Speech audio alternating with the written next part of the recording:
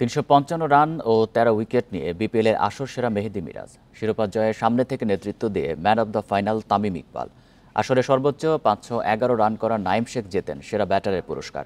২৫ wicket শিকারের record করে তাসকিন পেয়েছেন সেরা বোলারের অ্যাওয়ার্ড। বিপিএল শুরুর আগে মিরাজের দৃঢ় প্রত্যয় ছিল খুলনাকে চ্যাম্পিয়ন করার। কোয়ালিফায়ারে নাটকীয় পরাজয়ে ফাইনালে ওঠা হয়নি, তবে অলরাউন্ড নৈপুণ্যে মিরাজ জিতে নিয়েছেন আসর সেরার পুরস্কার। ব্যাট হাতে করেছেন ৩৫৫ রান, বোলিংয়েও ছিলেন সপ্রতিভ। আসরে ১৩ উইকেট শিকার মিরাজের। এমন অর্জনে আমি খুশি। দল ফাইনাল খেলতে পারলে আরো ভালো লাগতো। আমাদের লোকাল ক্রিকেটাররা ভালো করেছে। এরকম টুর্নামেন্টে পারফর্ম করতে পারলে আত্মবিশ্বাস বাড়ে, যা আন্তর্জাতিক ক্রিকেটে সাহায্য করে। ফাইনালে জ্বলে উঠেছেন তামিম ইকবাল। তার ঝড়ো 50 বরিশালকে জয়ের ভিত গড়ে দেয়। সামনে থেকে নেতৃত্ব দিয়ে তামিমই ম্যান অব দ্য ফাইনাল। ফাইনালে অবদান রাখতে পেরে আনন্দিত।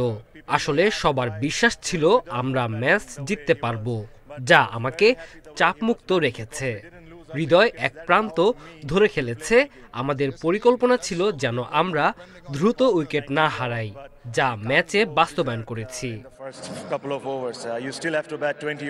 টুর্নামেন্টের সেরা ব্যাটার সর্বোচ্চ ৫১১ রান করা নাইম শেখ। এক সেঞ্চুরির সঙ্গে ৩50 নাইমের। খুলনাকে প্লে অফে ওঠানোতে বড় অবদান তার। ৫ লক্ষ টাকা পুরস্কার পান তিনি।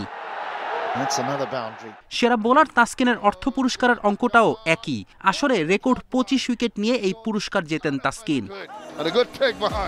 সেরা ফিল্ডারের ৩ লক্ষ টাকা অর্থ পুরস্কার পান মুশফিক। আসর জুড়ে উইকেটের পেছনে 12টি ক্যাচ নেন ও 2টি স্টাম্পিং করেন তিনি। সমপরিমাণ অর্থ পান তানজিদ তামিম। তিনি জেতেন সেরা উদীয়মান প্লেয়ারের পুরস্কার। 12 ইনিংসে এক সেঞ্চুরির সঙ্গে 450 তানজিদের।